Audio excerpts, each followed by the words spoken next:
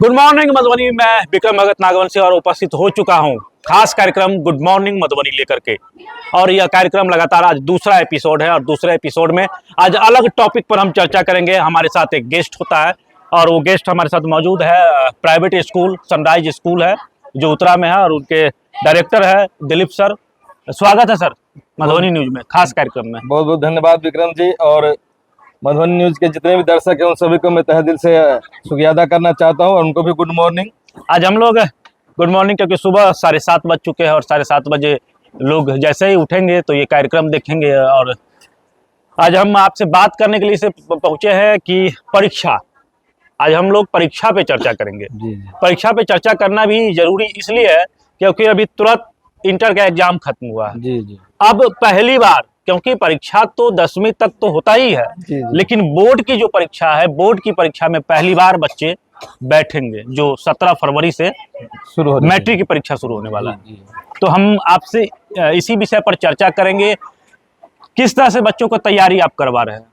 जी, बच्चों को तो हम लोग सब्जेक्टली तैयारी करवाए हैं पूरी तरह से। हर विषय में हमारे बच्चे पारंगत हो चुके हैं और मैं बच्चे से खास कर यही कहना चाहूँगा कि परीक्षा में घबराहट जो अपने आप से दूर रखें। घबराहट नहीं लाना है अपने हृदय में। और पहले संकोच होता है कि पहली बार अपने होम सेंटर से कहीं दूर या अन्यत्र जाते हैं एग्जाम देने के लिए, तो इनका एक भय बना रहता है बच्चों के मन में कि मेरा एग्जाम कैसे होगा। बहुत तरह से जो घबराहट है तो उससे वो जो है घबराहट अपने मन में नहीं लानी है। और अपना जो उनका एडमिट कार्ड है, साथ ही जो उनका जो कलम है एक्स्ट्रा लेकर के जाएंगे और समय पर पहुंचने का कोशिश करेंगे। समय पर पहुंचने की कोशिश करेंगे। बच्चे अभी से एकदम लग रहा है कि एकदम पिक आवर है, वो लोग एकदम नींद भी नहीं आ रही है। 11 बजे रात तक पढ़ना, सुबह फिर उठ करके पढ़ना, इस कोचिंग जाना, और कोचिंग सिलेबस लगभग खत्म हो चुका है। जी पूरी तरह से। तो बच्चों को क्या करना चाहिए और क्या नहीं करना चाहिए अभी के समय में, क्योंकि एग्जाम एकदम पिक पर है। जी, बच्चे को चाहिए कि सिर्फ अभी रिवीजन पर ध्यान दें। पढ़े हुए चीज़ों को ही बार बार पढ़ना है, नए चीज़ों को पढ़ने से बचेंगे। और जब क्लास में एग्जाम हॉल में इन करते हैं उस समय अपना दिमाग सिर्फ वहीं पर रखें, स्कूल के बाहर या सेंटर के बाहर का ध्यान नहीं रखें दिमाग में। और क्वेश्चन को अच्छी तरह से पढ़ें जी। और पढ़ने के बाद जो क्वेश्चन उनको पहले आता है उनको ही पहले लिखेंगे। इसके बाद में जो उनको जो 50% या कुछ याद है वो बनाने का कोशिश करेंगे। लेकिन जो पहले उनको आता है, जिसमें पूरा वो कॉन्फिडेंस है कि मैं इसको पूरा बना लूंगा, उसी को बनाने का कोशिश करेंगे। पहले उसी को बनाने की कोशिश करेंगे। और चीट वगैरह कहीं भी कुछ ले जाने की जरूरत नहीं है। जी नहीं, वो आप गलत कर रहे हैं। अगर इस पर कदाचार मुक्त परीक्षा होना चाहिए, नकल से बचे। और आप जो पढ़े हैं वो जो आप 10 साल समझिए कि बेटी 10 साल के बाद होता है मैट्रिक का एग्जाम, 1 से लेकर के हम लोग 10वीं तक जाते हैं। और ये 3 घंटा में ही सिर्फ आपका ये रिजल्ट तय करता है कि आपने 10 सालों में क्या पढ़ा। इसके लिए आप जो है पूरा एकदम स्थिर दिमाग को, माइंड को सेटअप करके और गहरी अच्छी नींद ले करके जाएं और बिंदास होकर के लिखे। कोई घबराहट मन में नहीं रखे। कोई घबराहट मन में नहीं रखे। तो गुड मॉर्निंग मधुबनी के नए कार्यक्रम यह दूसरा एपिसोड है और दूसरे एपिसोड में हमारे साथ है दिलीप कुमार मंडल, जो उत्तरा के निवासी और प्राइवेट कोचिंग स्कूल चलाते हैं। सनराइज स्कूल है इनका और उत्तरा और कई जगह पे स्कूल है। और दूसरी चीज हम बात करेंगे जो अभिभावक है, अभिभावकों के लिए क्या कहना चाहेंगे। अभिभावक को किस तरह से बच्चों के साथ कोऑपरेशन करना चाहिए, बच्चों को पढ़ाई के प्रति कितना ध्यान देना चाहिए, किन किन बातों को ध्यान देने की जरूरत है अभिभावकों के लिए। जी, अभिभावकों को सबसे पहले कि आप जो अगर डेरा लिए हैं तो वहाँ जाकर देखें कि बच्चे की सही सुविधा उपलब्ध है कि नहीं।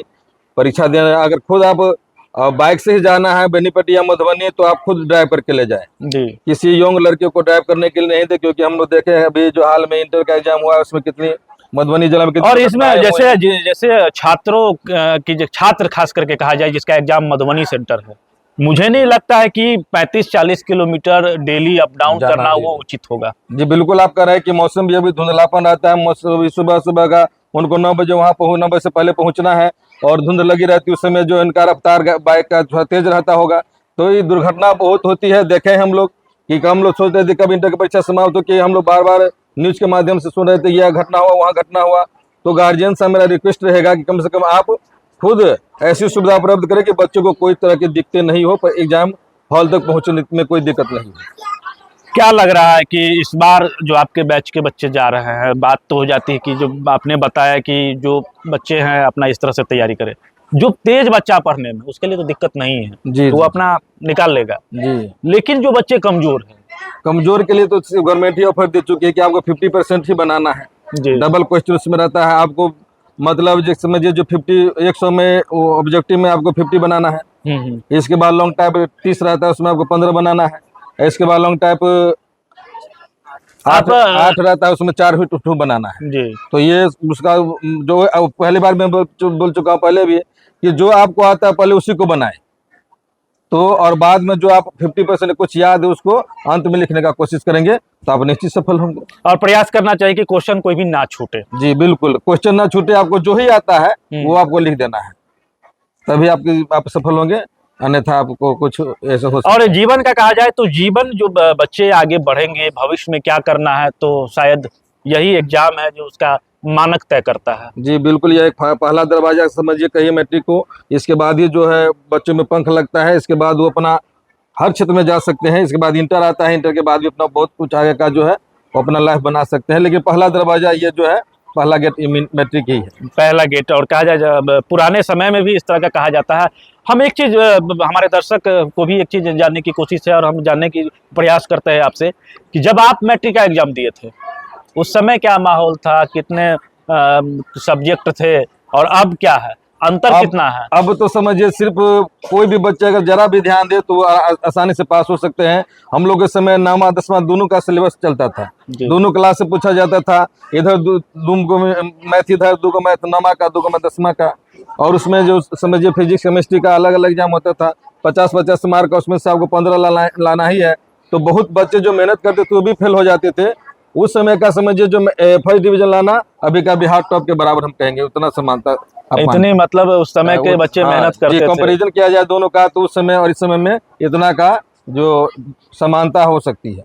चलिए दिलीप जी, बहुत बहुत धन्यवाद, आपने समय दिया। और सुबह के 7:30 बजे हम इनके विद्यालय पर पहुंच गए और पहुंचने के साथ ही जो मेरा आज से कल से शुरू हुआ है, ये दूसरा एपिसोड है। और दूसरे एपिसोड में दिलीप जी हैं, तो क्या एक अपील बच्चों के लिए क्या होगा, क्या मैसेज होगा? बच्चों के लिए वही, जो आप समय पर पहुंचे, अपना एडमिट कार्ड और आई कार्ड जो है, आधार कार्ड, ये सब लेकर के पहुंचेंगे। मन में कोई प्रकार की घबराहट नहीं रखनी है। सबसे बड़ी बात इन्होंने कहा है कि सेंटर पे पहुंचे, एकदम समय से पहुंचे और एडमिट कार्ड घर से निकलते समय एडमिट कार्ड निश्चित रूप से ध्यान में रख करके अपने पास रख ले। फिर समय से पहले सेंटर पे पहुंचे और पहुंचने के साथ ही आप प्रवेश करें और प्रवेश मन को शांत कर एग्जाम हॉल में बैठे और फिर एग्जाम जो है परीक्षा है, परीक्षा की जो है आप परीक्षा दें। तो बने रहे मधुबनी न्यूज़ के साथ। हमें यूट्यूब पर देख रहे हैं तो सब्सक्राइब करें, फेसबुक पर देख रहे हैं तो पेज को लाइक करें। शुक्रिया, धन्यवाद। आप हमारे मधुबनी न्यूज़ को फेसबुक पे देख रहे हैं तो पेज को लाइक करें, यूट्यूब से देख रहे हैं तो हमारे चैनल को सब्सक्राइब करें और बेल आइकन को दबाना ना भूलें।